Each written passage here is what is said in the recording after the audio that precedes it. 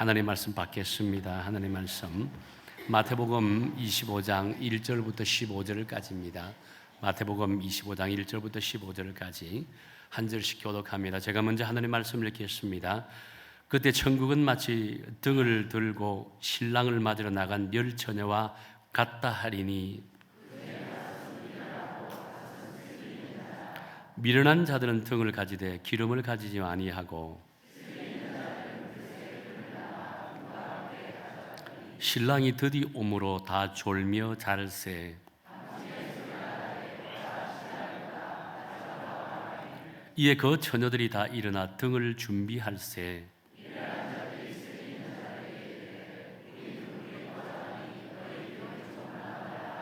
슬기 있는 자들이 대답하여 이르되 우리와 너희가 쓰기에 다 부족할까 하노니 차라리 파는 자들에게 가서 너희 쓸 것을 사라 하니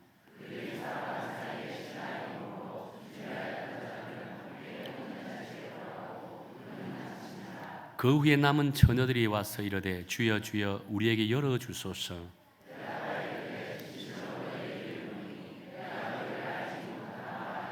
같이 읽겠습니다. 그런즉 깨어 있으라 너희는 그 날과 그 때를 알지 못하노니라. 아멘.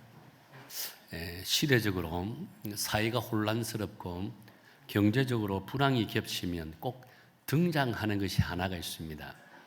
그것이 시한부 종말론자들이라고 하는 부류입니다. 근간에도 시한부 종말론으로 인해서 참 세상이 혼란스러운 것도 있었습니다. 우리나라에는 큰 영향을 끼치지 않았지만 외국이나 또 다른 나라에서는 큰 영향을 끼쳐서 많이 혼란스러웠던 것이 하나 있었는데요. 남아프리카 출신인 조슈아 몰라켈라라고 하는 목사가 2025년 9월 23일에 예수님이 재림하여 휴거가 일어날 것이다 라고 이렇게 주장을 했습니다. 그런데 그날에 아무 일도 일어나지 않았습니다. 얼마 전이잖아요. 몰라켈라 목사가 착오였다라고 했습니다. 그러면 내가 계산 착오였는데 다시 계산을 해보니 10월 7일부터 8일 사이에 휴가가 일어날 것이라고 했습니다. 제가 궁금했습니다. 대단히 궁금했습니다. 지난주에 어떤 일이 일어날까 궁금했습니다. 어떤 일이 일어났습니까? 일어나지 않았습니다. 지난주입니다. 지난주. 자, 그런데 문제는 이 거짓 예언으로 인해서 틱톡 등 소셜미디어를 통해서 말이 확산되어 버렸습니다. 실제로 그 말에 현혹되어서 어떤 사람들 직장을 포기하고 재산을 정리하고 예수님의 휴거를 준비한 사람들이 많았다라고 합니다. 그런데 결국은 어떤 일이 일어날까요? 아무 일이 일어나지 않았습니다. 얼마나 참 안타까운 일이라고 할 수 있을까요? 제가 미국에서 목회할 때, 제가 담임을 시작할 때 미국의 금융 위기가 엄청나게 닥쳤습니다. 우리나라도 그것을 느꼈죠. 미국에는 엄청나게 힘든 불황이었습니다. 그때 미국 노스 캘리포니아, 노던 캘리포니아이거든요. 거기에 오클랜드라고 하는 샌프란시스코 바로 밑에 오클랜드라는 도시가 있습니다. 거기에 패밀리 라디오라고 하는 단체가 있는데 그 단체 대표였던 해롤드 캠핑 박사가 그 당시 2011년입니다. 5월 지금도 기억합니다. 5월 21일 날 주님이 이 땅에 재림하시는데 그때 하나님의 선택받은 사람들은 휴거를 당하고 나머지 사람들은 화산 폭발로 인해서 하늘에서 유황불이 떨어져서 나머지 사람들 심판을 받게 될 것이다라고 했습니다. 문제는 그 말에 엄청난 사람들이 현혹됐습니다. 특히 그를 추종하는 사람들이 대형 그 간판 있잖아요. 간판을 5,000개나 넘는 간판을 만들어서 미천역에다가 도시에다가 특히 고속도로 그 주변에다가 큰 간판을 씌웠습니다. 5월 20일에 예수님이 재림한다라고 해요. 뿐만 아닙니다. 방송과 언론에도 막 돈을 투자해서 광고를 했습니다. 많은 사람들이 5월 21일 날 예수님이 재림하시는 것이 아닐까라고 생각했습니다. 그러면서 5월 20일 날 최후의 심판의 날인데 그리고 이렇게 주장했습니다.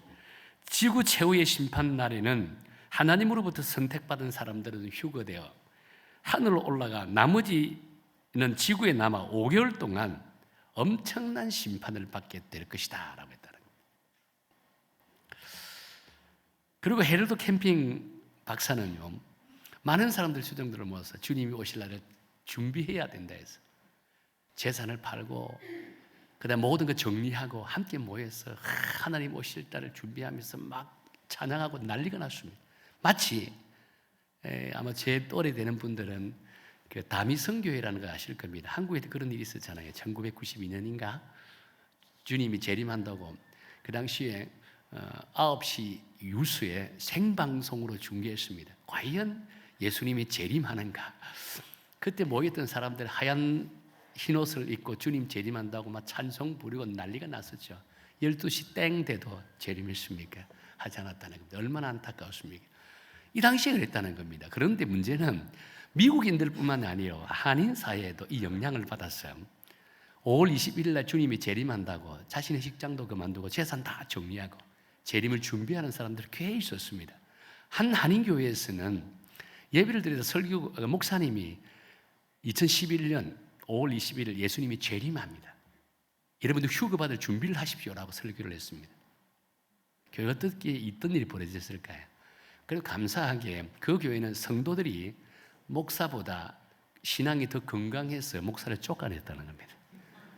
얼마나 참 그 교회는 그래도 참 건강한 교회라고 할 수 있습니다.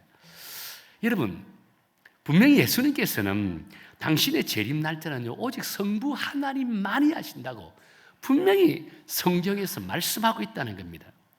마태복음 24장 36절에 보면 이렇게 말씀하잖아요. 그날과 그때는 아무도 모르나니 하늘의 천사도 아들도 모르고 오직 아버지만 아신다 했습니다.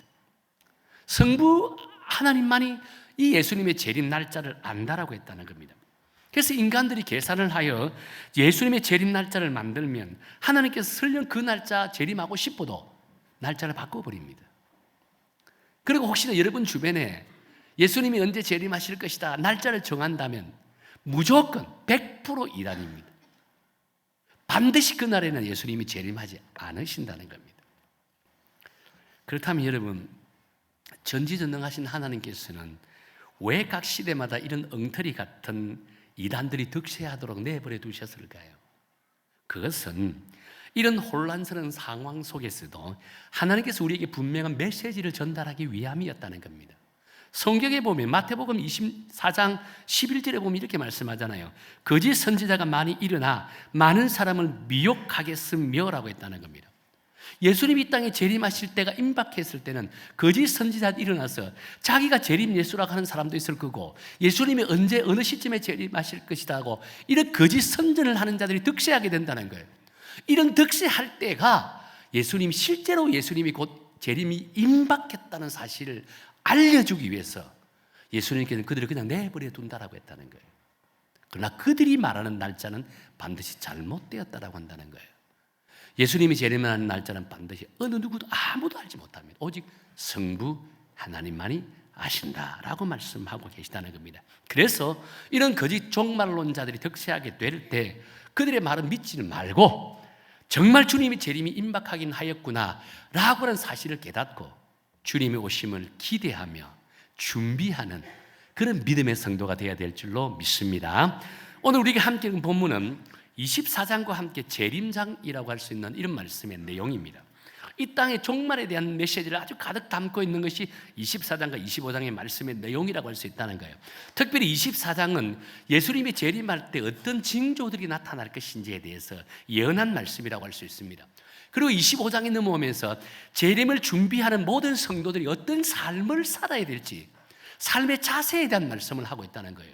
특히 25장에서는 세 가지 비유가 등장합니다. 그 세 가지 비유 가운데 오늘 본문은 첫 번째 비유인 열 처녀 비유라고 할 수 있다는 거예요. 이 열 처녀의 비유를 통해서 재림을 준비하고 마지막 때를 준비하는 우리 그리스도인들은 어떤 소망을 품고 어떤 믿음의 자세를 갖고 살아야 될지를 이 본문의 말씀을 통해서 우리에게 강하게 제시하고 있다는 거예요. 오늘 저와 여러분들은 이 오늘 본문의 열 처녀 비유를 통해서 마지막 때를 살아가고 있는 우리 그리스도인들이 어떤 삶의 준비를 하면서 살아가야 될지 함께 깨닫고 이 마지막 때 정말 하나님으로부터 칭찬받는 성숙한 그리스도인들 되기를 예수님 이름으로 축원합니다. 본문의 비유는요, 신랑을 맞으러 나간 10처녀가 등장을 하면서부터 시작되어집니다. 이 10명의 처녀들은요, 신부의 친구들로서 신부 덜러리들이라고 이렇게 이야기합니다. 유대 나라는 결혼식을 주로 저녁에 거행했다라고 했습니다. 그래서 신랑은 초저녁에 신부 집으로 와서 혼인 예식을 거행합니다. 그런데 신부 덜러리들은요, 이 신랑이 오는 시점에 맞추어서 마을 어귀에 나갑니다.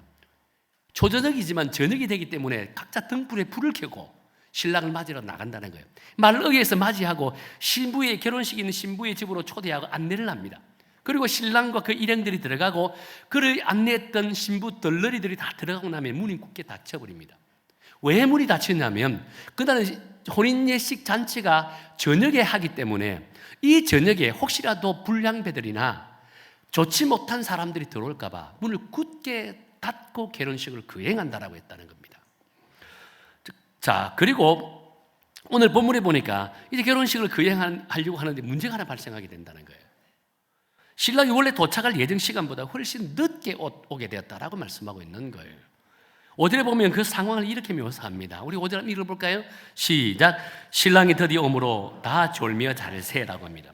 지금 신랑을 기다리던 신부 덜러리들이 피곤해서 기다리다 지쳐서 졸고 있다라고 이렇게 말씀하고 있는 거예요. 자, 그런데 모두가 피곤해 지쳐 졸고 있을 때 신랑이 짠 하고 나타납니다. 6절에 보면 이렇게 말씀하죠. 우리 6절 한번 읽어볼까요? 시작.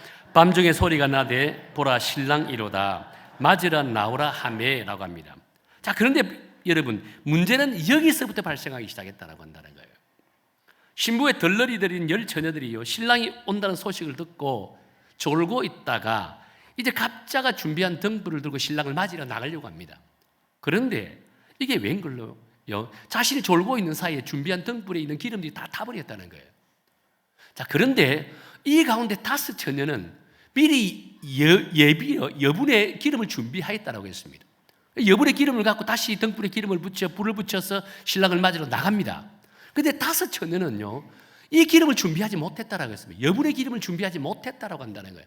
그래서 여분의 기름을 준비한 처녀들에게, 친구들에게 묻습니다.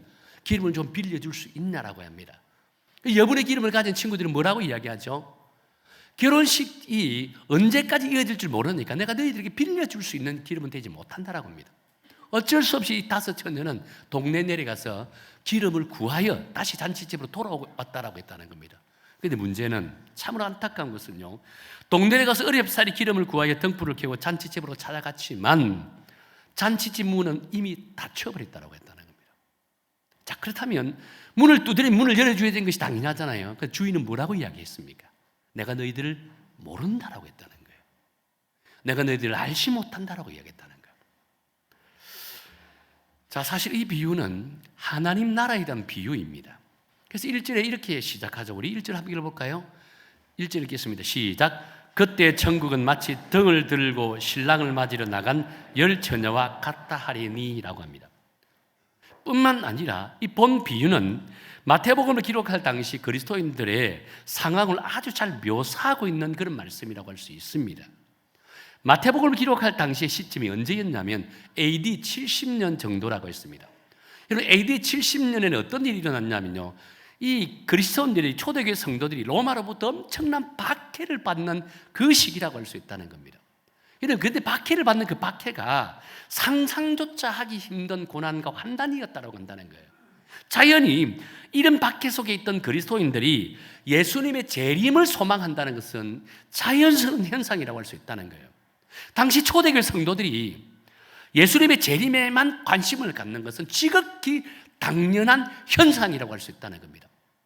이걸 누구나 부인하지 못한다는 겁니다. 왜냐하면 예수님께서 하늘로 성천하시면서 있는 모습 그대로 이 땅에 재림하실 것이다라고 약속하셨기 때문입니다. 그런데 제자들은 예수님의 재림이 곧 임박할 줄 알았습니다. 오늘일 줄 알아서 내일일 줄 알았다는 거예요. 그들은 지금 고난을 받으면서도, 환난을 받고 핍박을 받고 박해를 받으면서도 내일 예수님이 재림하실 것이라는 기대감을 갖고 견디고 인내하면서 살아왔다는 겁니다. 그런데 하루하루 시간이 지나도 예수님이 재림하지 않는 거예요. 그러다 보니 어떤 사람은 절망하기도 하고, 어떤 한 사람은 낙심하기도 하고, 어떤 한 사람들은 예수님의 말씀에 부정하기도 하기 시작했다는 겁니다. 그때 예수님께서 이미 그 사실을 알고 그들이 이런 말씀을 주게 됩니다. 13절입니다. 우리 함께 읽을게요. 시작. 그런즉 깨어 있으라. 너희는 그 날과 그 시를 알지 못하느니라 라고 했다는 겁니다. 당신의 재림이 지연될 가능성이 있다라고 한다는 겁니다. 너희들이 기대하는 그 시점이 아닐 수 있다라고 말씀하고 있는 겁니다. 그 시점에, 그 시기에 대해서 관심 갖지 말라라고 말씀하고 있다는 거예요. 실제 그렇게 되었잖아요. 주님은 반드시 오신다고 하시면서 벌써 2000년이 넘는 시간이 흘러갔습니다. 오히려 사람들의 내리에서 이제는 예수님의 재림에 대한 생각들이 사라져가고 있는 이 시점까지 도달했다라고 할 수 있다는 거예요. 그렇다면 주님의 약속은 거짓일까요? 주님 재림은 없을까요? 단지 우리 주님께서는요, 모든 사람들이 구원받기를 기다리고 계시다는 겁니다. 사도행전 1장 8절 말씀처럼 복음이 땅끝까지 전거되기를 기다리고 계시다라고 한다는 거예요. 그래서 어떤 선교학자들은요, 복음이 모든 족속과 모든 민족들에게 전거되는 그 순간에 예수님이 재림하실 것이다라고 이렇게 말씀하는 분도 있다는 거예요. 그렇게 주님의 재림을 기대하는 우리 모두는요, 땅끝까지 주의 복음을 증거하는 일에 더 열심을 내어야만 한다는 거예요. 우리 주변에도 아직도 복음을 듣지 못한 사람들이 너무나 많습니다. 그들이 복음을 들어야 된다는 거예요. 그들이 복음을 듣는 순간에, 완벽하게 모든 사람들이 복음을 듣는 순간에 이 땅에 재림이 임하게 되어진다라고 할 수 있다는 거예요. 그래서 마지막 때를 준비하는 우리들은요, 어디를 가든 무엇을 하든 아직도 복음을 듣지 못한 영혼들에게는 주의 복음을 증가하는 이 믿음에 대한 열정을 가져야만 한다는 겁니다. 이것이 마지막 때를 살아가고 있는 우리 그리스도인들이 가져야 될 믿음의 자세라고 할 수 있다는 겁니다. 그런데 혹시나 여러분 중에 주님 조금만 늦게 오십시오, 이제 막 내가 이루었습니다, 조금 느끼고 즐기고 나서 오시면 얼마나 감사하겠습니까? 라고 하는 분들이 있을 겁니다. 또 어떤 분들은 지금 주님이 재림하면 괜히 불안해하고 두려움에 떨고 있는 분도 있을 것입니다. 여러분 걱정하지 마세요. 주님의 재림은 이 땅에 하나님의 나라가 완벽하게 회복되는 것입니다. 또 아담과 하와가 처음 즐기면서 지냈던 에덴 동산의 회복이라고 할 수 있다는 거예요. 그렇게 주님의 오심을 두려워하거나 불안하지 마시고 오히려 주님의 오심을 기대하며 기다리며 준비하는 그런 믿음의 성도가 되기를 예수의 이름으로 축원합니다. 자, 그렇다면 주님의 다시 오심을 기대하는 우리 그리스도인들이 가져야 될 중요한 그런 삶의 키워드가 뭘까요? 짧게 두 가지 정도만 살펴볼게요. 첫 번째는 관계라고 하는 단어입니다. 오늘 본문에 가만히 보면 10명의 신부 덜러리들이요, 신랑이 나타나자 미련한 처녀와 그리고 슬기로운 처녀로 확연하게 구별되는 것을 보게 된다는 겁니다. 먼저 슬기로운 처녀들은 신랑이 늦게 올 것이라는 상황을 미리 견지하듯이 기름을 충분히 준비하였다고 했습니다. 반면 어리석은 다섯 처녀들은 자신들만의 생각 속에 빠져 있다 보니까 신랑이 나타나는 것을 전혀 예상하지 못했습니다. 늦게 올 것을 전혀 예상하지 못하는 안타까운 모습을 가지게 되었다라고 했다는 겁니다. 그렇다면 안타깝게도 왜 이런 차이가 드러나게 될까요? 저는 이것이 바로 관계가 가져다주는 차이라고 저는 그렇게 생각한다는 거예요.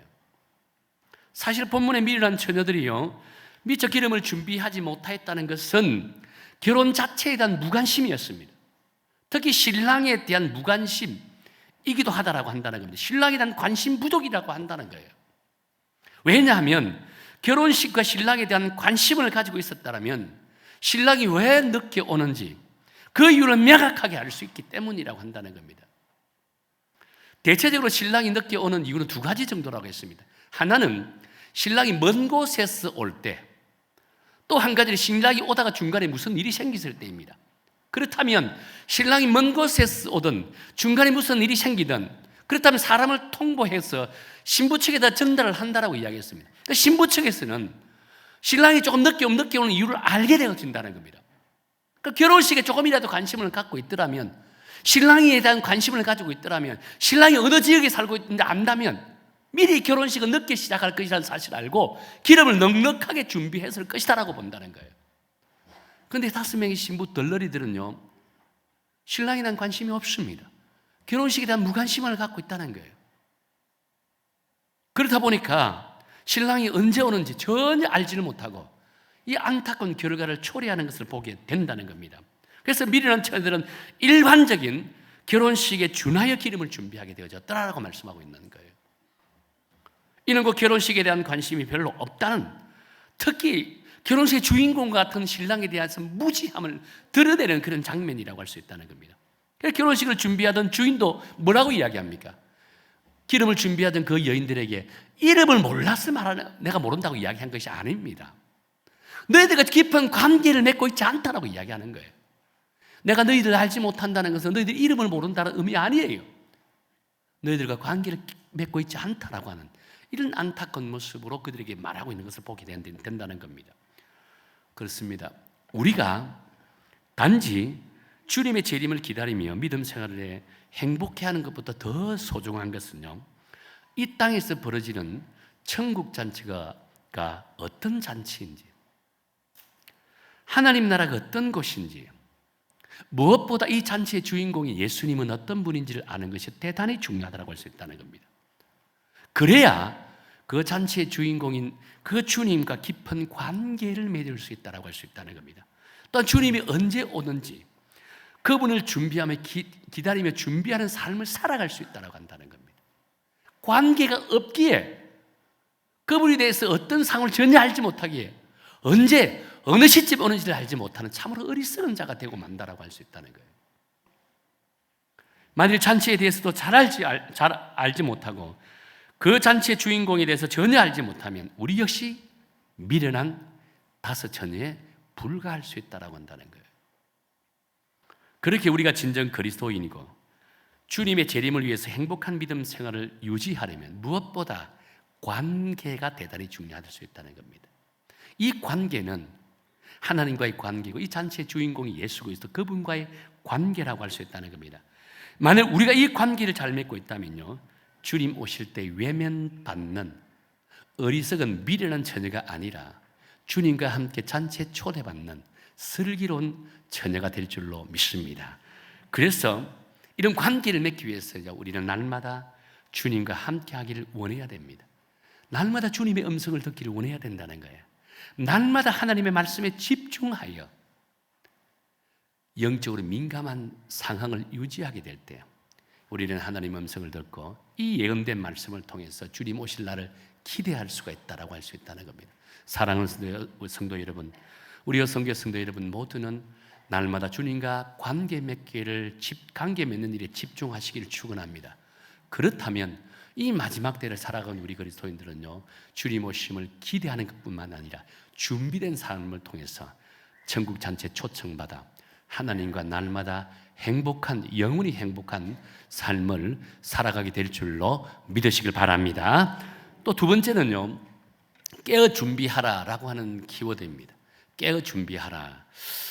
여러분, 저희 부부가 1년 가운데 사역 현장을 떠나서 인간적으로 가장 행복해하는 날이 언제인 줄 아세요? 생일일까? 개념일까요? 아니에요. 우리 여름에 1년에 한 번 가는 미국에서 아이들 만날 때가 가장 행복한 때다라고 할 수 있다는 겁니다. 자, 그런데 항상 미국에 갔다 오면 마음에 허전함이 참 남아 있습니다. 왜 허전함이 남아 있을까? 막상 아이들을 만나면 돌아올 것에 대한 그런 마음을 갖고 있습니다. 만날 때요, 아이들과 함께 이렇게 시간 보내고 있을 때는 곧 돌아가야 된다는 그런 부담감, 돌아가서 또 어떤 이렇게 사역을 해야 되고 준비해야 될지 마음에 항상 부담감이 있어서 한편으로는 즐겁지만 한편으로는 마음에 부담을 갖고 지냅니다. 그런데 아이들을 만나러 가기 전에 적어도 한 2달 정도는 아내가 준비를 많이 합니다. 아이들에게 뭘 가져다 줄 것이며 또 저는 나름대로 아이들하고 어떻게 시간을 보낼 것이 계획을 짭니다. 그런데 여러분, 그때는 아무 생각 없이 행복해 합니다. 부담이 없습니다. 근데 행복하다는 겁니다. 만날 것을 생각하니 너무너무 기뻐요. 너무너무 행복해요. 준비하는 시간이 더 행복하다는 거예요. 그렇다 보니 아이들과 만나서 함께 즐거운 시간을 보내는 것도 행복하지만 그보다 더 아이들을 만나기 위해서 준비하는 이 1-2달의 시간이 너무 행복한 그런 모습을 갖게 되어졌더라라고 한다는 겁니다. 저는 이 제 자신의 이런 모습을 보고 우리와 하나님의 관계를 한번 유추해 보았습니다. 우리 역시 언젠가는 이 세상을 떠나 하나님 앞으로 나아갑니다. 하나님께 영원히 행복한 삶을 살아가게 되어진다라고 한다는 겁니다. 거기서 우리는 예수님을 만나게 되고 하나님과 동행하며 성경 말씀대로 천군 천사들과 함께 날마다 아마 행복의 파티를 즐기지 않겠는가라고 봅니다. 그런데 우리가 정말 그러한 사실, 그러한 진리를 믿고 있더라면, 또 거기서 만날 하나님을 기대한다면 현재 우리가 살고 있는 이곳에서조차 더 행복해야 한다고 한다는 겁니다. 주님 만날 것을 기대하고 준비하는 우리의 삶이 더 행복해야 되지 않겠는가라고 본다는 거예요. 뿐만 아니라 하나님의 나라에 들어갈 그날을 내다보며 준비하는 삶 자체가 기쁨이어야 된다는 겁니다. 그런데 실상은 그럴까요? 요즘은 성도님들 가운데 주일날 교회 오는 것 자체도 부담이 된다고 하는 분들이 있더라고요. 마음이 아파요. 그런 마음으로 교회 오니 어찌 예배가 은혜스러울까요? 예배가 기쁨이고 예배가 즐거움이 있을 수 있을까요? 또 교회 오면 얼마나 참 이렇게 광고 시간 되면 목사님이 앞에 턱 나서가지고 웃으면서 그것도 얄밉게 미소를 띄우면서 전도 열심히 하십시오. 태신자 작정하세요. 모임에 참석하십시오. 라고 이야기합니다. 마음이 얼마나 부담이 되는지, 마치 모임에 참석하지 않으면 죄 짓는 사람처럼 이야기를 하니까 얼마나 부담되고 얼마나 스트레스가 되는지요.